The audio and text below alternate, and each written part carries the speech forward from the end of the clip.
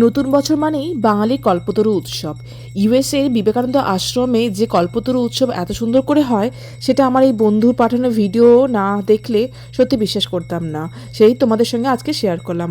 আর আমি দেখাবো আরও বাকি মন্দিরে কীরকম ভিড় হয় এই 1 জানুয়ারিতে। চলো, 31 থেকেই আমাদের একটু স্নো পড়ছিল, তাই আজকে 1 জানুয়ারিতেও একটু স্নো পড়ছে, কিন্তু রাস্তাঘাট যেহেতু পরিষ্কার খুব একটা অসুবিধা নেই। তাই আমরা পৌঁছে গেলাম প্রথম যে মন্দিরটা, সেটা হচ্ছে সাই টেম্পল। তো দেখো, এখানে ভেতরে ঢুকে গেলাম, এখানে খুব একটা ভিড় হয়নি। তো মোটামুটি এখানে আমরা পুজো দিয়ে প্রথমে এই সাই টেম্পলে গেছিলাম, এখানে পুজো দিয়ে আমরা চলে গেছিলাম অন্য টেম্পলে। তো এখানে মোটামুটি চারদিকে গান বাজনা হচ্ছিল। তো এবার আমি চলে গেলাম হিন্দু টেম্পল। তো এখানে মোটামুটি নর্থ ইন্ডিয়ান ও সাউথ ইন্ডিয়ান ও কিছু কিছু বাঙালি ঠাকুর এখানে দেখতে পাওয়া যায়। তো চলো ভেতরে ঢুকে দেখছি এখানে রথের মতো কিছুটা টানা হচ্ছে, আর কি বলছে সেটা শোনো। এটা কোন ঠাকুর টানা হচ্ছে তোমরা যদি কেউ জেনে থাকো অবশ্যই আমাকে কমেন্ট করে জানিও।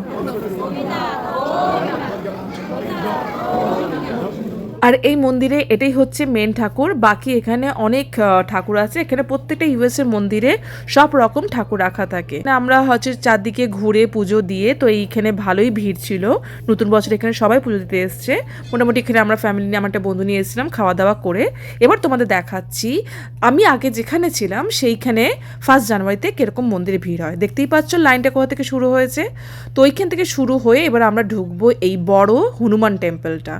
তো সত্যি এখানে ওয়েদারটা যেহেতু একটু ভালো, স্নোফল এখানে হয় না, তো সবাই বারে এত ভিড় করে। তো সেদিন জুতো দেখে অবশ্যই তোমরা বুঝতে পারছো। এবার ভেতরটা দেখো, এটা কে বলবে আমাদের দেশ না বিদেশ। তো একটার পর একটা লাইন, ওই যে দড়ি বাঁধা আছে তোমরা দেখতে পাচ্ছ। তো দড়ির মধ্যে থেকে আমরা এক এক করে লাইন করে সব আমরা দেশের মানুষরা পুজো দিতে আসি এরমভাবে মন্দিরে। বুঝতে পারছো পুরো আমাদের কন্যাকুমারীর ফিলিংস। আমরা বাঙালিরা নতুন বছর কল্পতরু উৎসবে বেশি ভিড়টা দেখে থাকি।